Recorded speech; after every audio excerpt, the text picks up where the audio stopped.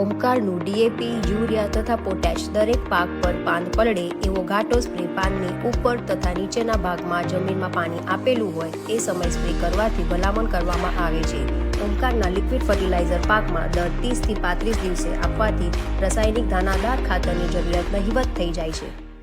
Omkar agritech કરી company છે, એનું મને એડ્રેસ આપ્યું, નંબર આપ્યો અને એમની પાસે તો એક આ ડીએપી લિક્વિડ લાવ્યો ને એના છંટકાવથી આજે 7-8 દિવસ થયા છે.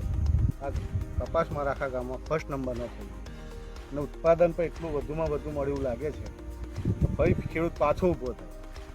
એટલે ડીએપી મને બહુ સારામાં સારી વસ્તુ લાગેલી છે અને એનો ઉપયોગ બધા ખેડૂતો કરે એવી હોય આશા રાખું.